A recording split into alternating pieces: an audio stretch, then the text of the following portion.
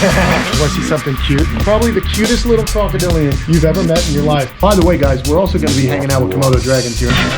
So just when this opens, she knows it's time to come in. Come on. Definitely. Oh my God. She's buff. Now, for those of you who are a little bit squeamish, I'm just going to let you know we are going to be staking this rabbit to the ground. Look at that. She's pretty much going to probably dip and bowel this thing. Hey, what's going on? I'm hanging out here with Ron at the St. Augustine Alligator Farm, and we're going to get some behind the scenes of their care for their monitor species. Let's do it. She's going to be he, right? Yes, this is Victor. Victor. All right, let's meet Victor. We're going to go hang out in this awesome enclosure they have for him.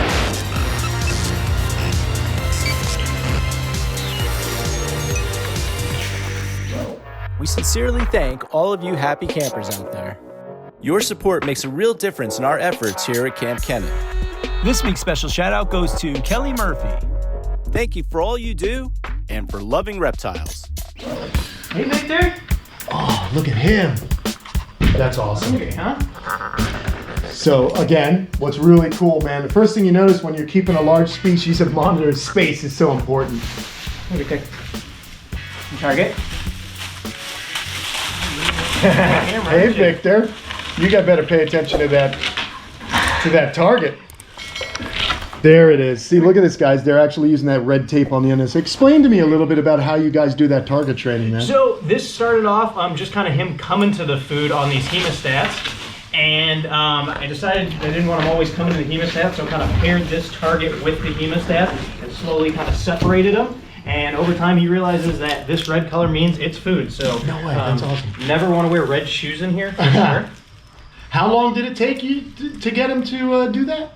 Couple sessions. I mean, really? Just over a couple weeks. I mean, the intelligence of these animals is just amazing. Yeah, that's something I'm always going on about. Like when I'm hanging out with Slinky, you know, he just knows our routine. Yeah. And just like you said, before we got in here, guys, Ron was like, hey, listen, this lizard's going to be really amped up at first, but once it gets a few bites of the food, it'll calm down. And that's exactly what happens with Slinky. Their food responses, they're so motivated by it. Which is probably why you're able to train them so well. You know, the fact that they're food motivated. Absolutely. I mean, it's so nice that these animals are so food motivated because it makes working with them so much easier. And this species, of course, guys, is from Australia. They're a beautiful species. They have a pretty wide range in Australia, all the way from the top end of the eastern portion of the continent down towards Sydney. So these are an animal that actually can experience some cooler temperatures, which is interesting because you don't normally think of monitors being able to tolerate cooler temps. But these guys will brumate in, you know, tree hollows and things like that. It's not quite as long as a proper hardcore winter, but they can definitely take some colder temps. What are some of the things you notice about working with this animal here? You know, because by the way, guys, we're also going to be hanging out with Komodo dragons here in a little while. And so we just thought we'd start you off with a lace monitor and kind of work up into the what I would consider is the pinnacle of monitordom, you know? Are you stoked? Do you do a lot of work here with these guys? Yeah, so I'm the primary caretaker for Komodo dragon and our lace monitor, and I absolutely love them. Just the personalities that they have, and just really, again, that training that we get to do with them because they're so intelligent is just awesome to see. And being able to do this training, get those minds going, get them physically active is just really cool to see, which is a simple thing that you can do just with target training. And how long have you been working here at the zoo here? I'll be close to 4 years. Awesome, man. And, you know, for a guy like you that's, you know, when you started out, obviously they don't just put you right in with the Komodo dragon. So how long did it take for you to actually start working with the dragons? So I was here for about 3 or 4 months. I did have some previous experience with some larger monitor lizards at previous zoos. So, but luckily, when it comes to especially our Komodo, we do a lot of the things hands off. So it kind of lets you get that training pretty quickly on of being able to safely work with these animals. Gotcha. Yeah, and you know, guys, I always. You know, you can find lace monitors in the private sector. There are different phases of them. So wait, you just said good job. You wanted her to bite the stick first? I'm working on that. So I would like to get it down to him just touching the stick, but he is definitely still food motivated in biting it. So still kind of getting him. He follows it really well. I try to reward him when he's just doing something like that. Good job. Very cool. Now, obviously, you know, you guys have protocol that you have to follow here in the zoo setting. At home, you know, I don't have any kind of rules and regulations that I necessarily follow, but I try, you know, with the exception of Slinky. Well, actually, I do. I feed Slinky with tongs or hemostats. But I've noticed that, you know, they're such smart animals that Slinky and some of the other monitors I have just know the difference between my hand and the food, more so than, say, a crocodilian, who will take you as well as the food. Now, you know, it's just an interesting thing to note about monitors. And I like you said they're so intelligent. That's what draws me to them. They're just fantastic to hang out and work with. And they're also a showstopper here because I think the people like watching the monitors. Is that it? We done with this so guy? we got all the food done for him today. He got a bunch of mice. How often are you feeding him? Feed him about once a week. Yeah. And we do vary his diet so we can kind of go back and forth between some sort of rodent and some sort of bird. Awesome. Very cool. All right, guys. Now let's, we got some more work to do. We're going to actually go on over to the Komodo dragon side of the exhibit. And this is really going to be exciting for me because Komodo dragons, as I said, them and croc monitors, in my opinion, are pretty much the pinnacle of monitor lizards. Of course, one day it would be amazing to go to Komodo. You know what I mean? Like, that's like the ultimate. Before I go over there, though, my buddy Lauren showed me something really cute. I'm not going to just stick my hands in like I own the joint, all right? But I know this is a monitor lizard video, but I can't not be at the alligator farm and not show you probably the cutest little crocodilian you've ever met in your life. It's a baby broad snout caiman. They are so unique amongst the crocodilians because they have that really, almost like a bulldog face, right? Like a pug. Yeah, I know Lauren loves it. When I walked through here earlier, Lauren goes, "You want to see something cute?" And there it is. How awesome. So they had 4 hatchlings of these, and this is, what'd you say, baby's corner? They have baby pygmy rattlesnakes, which are endemic here to Florida and southeastern United States. Some baby cooters, or the yellow bellies, or cooters? Cooters, I think. Cooters. Yep. Yeah, but you guys want to see a Komodo dragon eat? So we're gonna get moving. I'll let you guys get back to it. Oh, look, we know the game. The game is real, people. Shredding up carrots for critters. All right, so this is fun. I'm behind the scenes here. This is not someplace most people get to see, but I bribed them heavily, and now I am back here. Here we are. First thing we're gonna do is she is on display now, so we're gonna pull her back into her off display area so we can safely kind of work in there, not have to worry about a Komodo dragon over our shoulders the whole time. Sounds good. So she is shift trained. We have a lot of different doors here for safety. You want to make sure that we know exactly where the animal is and we can keep it in different areas anytime we want to work with it. This is Ia coming in. So just when this opens, she knows it's time to come in? Yep, she hears that door open, and then usually if she's kind of preoccupied with something else, she'll wait for her name to be called, but she heard that door open. And come on. Definitely. Oh my God. Earlier in the day, so she knows something good's probably coming. This is not her normal. That's awesome. You don't understand, guys. I know it seems like I do this all the time, but this is, I'm like you folks. Being this close to a Komodo dragon is really special. And learning how they do things and do it the right way is just, look at her. Look at her. You want to come all the way in? There. That is so awesome. I mean, guys, just seeing her live, she is a heavy-bodied animal. We're actually going to get you some really great footage of her eating today. So I'm pretty excited about that. But yeah, just seeing her run in, she's like, I mean, she's buff. She's got some powerful build, right? Oh, absolutely. I mean, these animals, they can reach up to 12 miles an hour when they're running, so you got to have some big, strong muscles to do that. And then they can take, you know, they bite water buffalo, goats, deer, and they're able to like, they use all that musculature just to shred the meat right off the... We're going to be able to see that today with no this is so cool. All right, man, I'm getting goosebumps, people. I love it. I knew I was going to have fun today after suffering all day yesterday on my bicycle. I knew there was a light at the end of the tunnel. I was going to come to the alligator farm here in St. Augustine. This is nuts. We're going to, obviously, we are not going to be in there with her, but you guys are going to be in there with her because I'm going to put a camera right next to, here's the camera, thank you, Jen. Jen is helping us. Jen's the reason we're doing all this today. And look at this. So we've got some rabbits, it looks like. Yep, nice 8-pound rabbit. Oh, one rabbit. Yep. That's one rabbit? That is I didn't know they made rabbits that big. All right. Very cool. Well, there you go. So I'm going to, I get a, do I have to wear them? Nah, we're all right. No worries. I'm just gonna, you'll see what I have to do here in a second. Now, for those of you who are a little bit squeamish, I'm just gonna let you know we are gonna be staking this rabbit to the ground. And what's gonna happen is we're gonna watch as she's really able to feed properly. Like, this is not just for gratuitous stuff, this is enrichment. Absolutely, yeah. So I mean, like you said, these animals out in the wild, they're gonna be taking out these large prey items, and you'll definitely see in zoos we do feed smaller prey items, but with just doing that, they're not being able to use those massive muscles that they have in their neck all the time and really use those serrated teeth to rip and tear into flesh. So by doing something like this, a large prey item, staking it into the ground, they really have to use all that muscle and really act like Komodo dragon to eat this. Yeah, that's what we want. We want Komodo dragons to be keep Komodo dragons, people. If you want a dog, get a dog. But this is really cool. So again, look at this, totally working safe, no drama. We can go in there unless she had babies through parthenogenesis and we get attacked by the little ones, which is a joke. That's not gonna happen.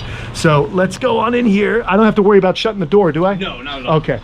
And also this is gonna be something for the folks out there in the zoo to see. Absolutely. So this is really cool. Look at this enclosure, guys. I wanna show you guys a little bit, it's a little bit like an episode of Cribs for reptiles. I like to call it nests. We're gonna bring you behind the velvet rope of the most famous reptiles in captivity. But check it out, really well done. But I love how they've created an open air enclosure. But look at how the wall curves in. The animal cannot climb this. It's decorated nicely. There's a heated shelter in here, and during the summer, the heat's off, but in the winter, I'm sure there's a heating element in there.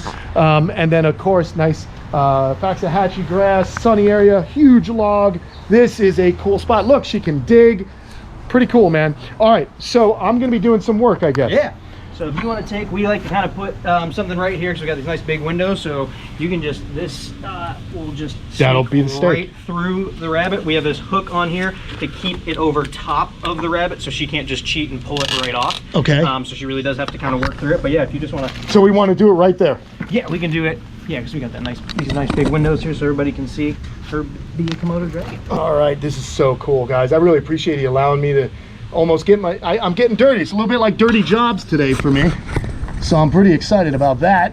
We're gonna go ahead and get a rabbit out.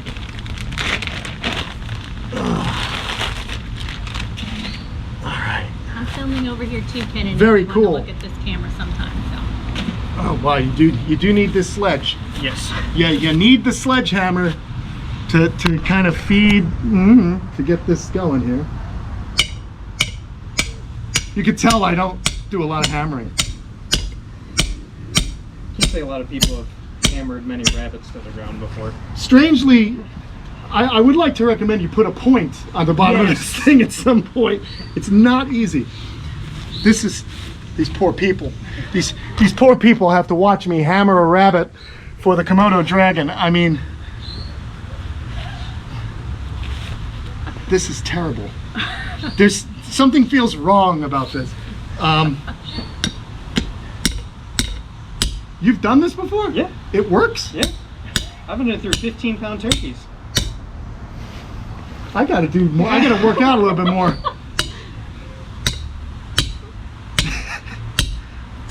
I feel like I'm trying to make fire. Show me how you do this. Show me this. I don't believe him.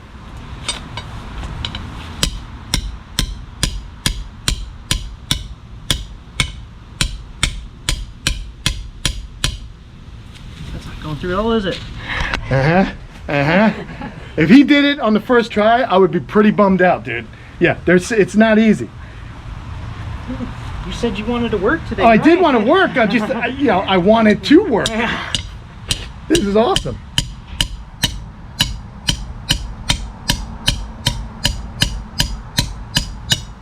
Did it go? Go a little bit, but I don't know if it came through the other side yet. I think we're gonna need Jen to do this. What do you think? There we go. Oh, you got it. All right, well, there you go. All right. Woo! Good deal. All right. Again, we got that hook in there to really make sure that she's got to rip and tear that thing up. Okay. Let me make sure that we've got the good shot here. All right, good job. Hey, good job, Ron. Appreciate that, buddy. That feel pretty good? actually, no, that came. Well, actually, dude, pick the whole thing up and just hammer it. No. Oh. Like this. Let's just move it. Yeah, see, we made a really big hole. Now bang it in, and it should be a tighter hole there. And that'll work better for us. Yeah, see? I think that'll do it. See? We're getting real involved here at the Gator Farm. Awesome, man. Thank you, Ron. Absolutely. You rule, dude. We're gonna go around. We're gonna go hang out with everyone else and watch and see what happens when we let this lady out for her. Is it breakfast or lunch? I don't even know. But I think this is the way out. It is. All right, this is so cool. Feels like the zoo is mine for today, actually. Feels pretty good. All right, yeah. Us knuckleheads were able to finally get something going there. Let's see what happens. How cool. So this is where you guys get to see this beautiful animal. And of course, it is the Komodo dragon. Maybe I should have wore gloves. I don't know. But we're ready. Yeah, we got thumbs up. He's gonna go ahead and let her out. And let's see just how fast she gets on the scent of that rabbit. Now, like Ron mentioned, she knows something's up. Something good's gonna happen for her. This is what they would do in the wild. In the wild, these animals are always walking around. They've got the forked tongue. They're sensing their surroundings and looking for any kind of prey items. They can smell live animals, dead animals. And once a Komodo dragon makes a kill, it'll attract many other dragons from around the area, and they all converge. And what that actually does is if the animal takes down a buffalo, that's too large an animal for one dragon to consume on its own, so it becomes a feeding frenzy. They're almost like land sharks there. They all get the scent, they all come in, and they all just go to town on that animal. And they are the apex predator of their island. And they are found on Komodo, and I believe Flores also. So Komodo and Flores, only two places in some of the small islands that are around Komodo, but they are the largest lizard on Earth.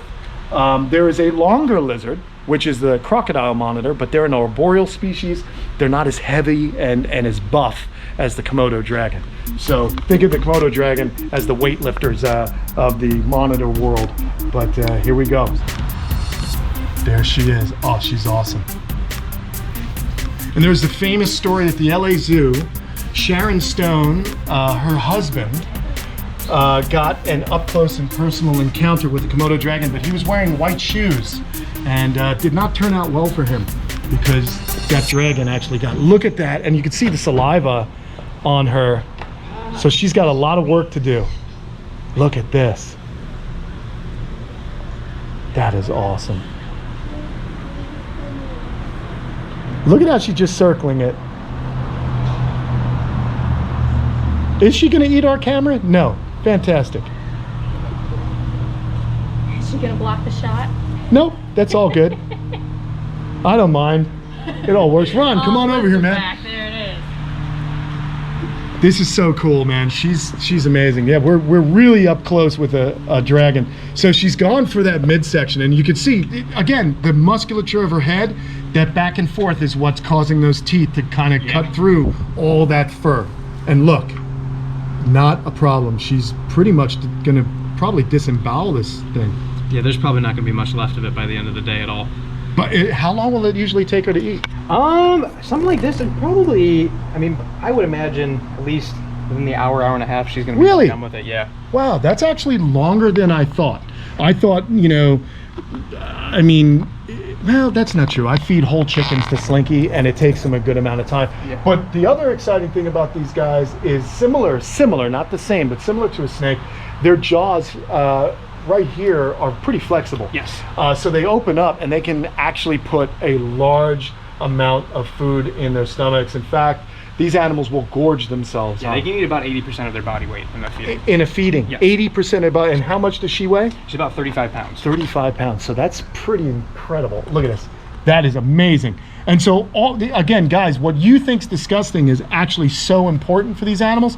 Nothing goes to waste on these animals, on these prey items. She went and ate the innards. There's a lot of nutrients in the liver, in the kidneys. All that's very important. That's why when you feed, your monitor at home, whole prey is important. Absolutely. And you mentioned you vary the prey items with the laces. Yeah. You do the same thing with Absolutely. these? Yeah. So we can do, and we also have large chickens or turkeys that we can put in here, so we can still do the same kind of feeding, but still have that varied diet with them. Yeah, that's really important. I've noticed that, you know, there are certain aspects of even their skull morphology or physiology, if they're not actually, you know, using their muscles, they get like a weaker looking musculature on their heads. So the different prey items and the different sizes enables those jaws to do a lot of work, which is important, which we're trying to drive home for you guys. Oh, another minor celebrity of the farm has just showed up. Jen, what's up?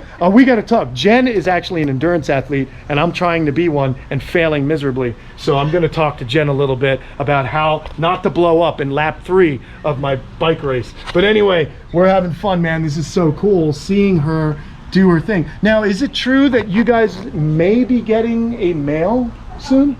Is that we are waiting to hear some things on that, so hopefully that's going to be. Is that okay for me to say, or did I just let the cat in? We're acquiring a Denver Zoo male in the upcoming few weeks. Awesome. Maybe I can get back and we can meet that male, because I'd love to see how you guys go about, you know, what the procedure is. I'm sure there'll be some kind of quarantine for a while and stuff like that. He's a very young animal, so Okay. he's going to be in a different scenario. Okay. Because he would be quite agile and quiet. Okay, so it would be possible that this animal could easily get out of that, or?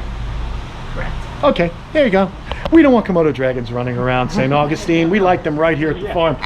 Look at this. So it's, oh man, she actually got it right off. Yep. And so now we're gonna probably be seeing a lot of head shakes and things of that nature. So let's see if she might bring it back to the GoPro, but that's all right. We got the wide shot here. Look at her go, man. That is awesome. So fur, bone, muscle, everything gets consumed. Most everything gets digested. Yes. I think fur comes out. Fur is going to come back Yeah. out. There's going to be some fun hairballs for me to find throughout her exhibit the next couple of days. Gotcha. But yeah, so and that's pretty normal for them. Yeah. Typically, you see not as much feathers sometimes if you give them birds. You get a little bit, but not nearly as much as the hairballs. Gotcha. Incredible, man. So when she's done with this, will you guys, like when she does defecate, like how labor intensive is cleaning this enclosure for her? Not bad in here. Yeah. So especially with the dirt, I mean, we can just scoop the dirt out, put some new dirt in. If it, as time goes on, we'll have to obviously put new dirt in here, and then also she will, as in her, do it in her back areas as well. And again, so we're constantly refreshing that dirt to make Gotcha. sure we can take what we need out, and she still has fresh, usable dirt in there. Cool. And the fun thing about keeping animals in such a situation where it's outdoors, large enclosure, is the maintenance is easier. I've found that myself. With large monitors, they require a lot of space, a lot of exercise, a lot of brain stimulus, and that's exactly what she's getting. In her mind, this is just firing all those synapses in her brain, like, okay, I'm working hard, I've got to get this rabbit and I've got to consume it, so I'm gonna drag it back here. Maybe I'll feel a little bit more, you know, comfortable consuming it away from people, or maybe I can wedge it up against something to make eating it a little bit easier. And you know, listen, I'm happy when I get fed. You know, yesterday I was starving. I found a really good Ichiban buffet. It was pretty good, dude. I enjoyed it. Sushi buffet. Some people scoff at the sushi buffet, but I'm not scared. We have a rabbit buffet right now, and she looks like she's gonna take it off exhibit. Oh, look at that quick head movement. Really, really cool, man. That is awesome. We'll just let her eat in peace, but you guys get to see some amazing Komodo dragon behavior. And again, look at her face. Much more blunt. That skull is much more blunt than Slinky. Much more of, I would imagine, a biting force from the shape of her skull. You can just tell that this is an animal that when it is full size can inflict a serious bite on whatever animal she decides to take a chomp out of. That's awesome. And what used to be thought as just bacteria in their saliva, it's actually, they found that there's actually venom. Absolutely, yeah. So they got to have kind of a two-punch combo here. They do have that bacteria, but they also have venom glands in their bottom jaw that's gonna, they're gonna get one good bite on their prey item, and even that can last a few days. That they're just gonna follow that animal around, wait for all of that to mix in, and that animal will pass, and then they've got a good meal for them. Yeah, that's incredible, man. And that's a patient animal also. I mean, yeah. It might take a long time for, you know, a 2,000-pound water buffalo to die. If they do get that heavy, I'm sure they can get pretty darn big. But again, just watching her do her thing, she's not in a rush. She's just taking her time, using that back and forth motion of her neck and skull to kind of really cut through that tough feather. The fur, let's face it, people, fur is actually a pretty tough defense. If humans were covered with fur like that, we would be pretty darn tough, man. But unfortunately, not tough enough for a Komodo dragon. Look at her, she's moving back now. How rad. And she's amassed quite a crowd of, it looks like the keepers all love to watch this also. It's kind of fun. You see, so let's be honest, working at the zoo is a pretty fun gig because you get to see this kind of behavior. Look at that, it's awesome. It's way different than my guy. Slinky is like, he goes and he starts really tearing, but she's just so almost methodical about how she's eating this. She's got a mouthful of steak knives. Yeah, doing what she that's does the best. truth. Yeah, that is the truth. So you feed the Lacey once a week. Will she get fed once a week during the hot season? Yeah. During the cooler seasons, do you slow it down? Not too much because these animals are going to be inside. They're going to be in a still pretty warm environment, so not going to reduce that diet too much. Gotcha. Well, all right, friends, I'll tell you what. We're going to switch this to a time lapse. I'm going to say goodbye and thank Ron so much for his time today. It's, you know, these guys have a lot of responsibilities and they're kind of shunning them to give us a really cool vantage point of the animals they keep here at the St. Augustine Alligator Farm. So if you find yourself in Florida, you better make sure you come check out the farm, and when you come in, let them know Kenan sent you, because this is truly my favorite place in Florida to see crocodilians and some really amazing reptiles. So we'll see you guys soon. Leave a comment below and let me know what you guys thought of today's episode and what you think of Iya? Yeah. Iya. I'm bad with names. With Iya, the Komodo dragon.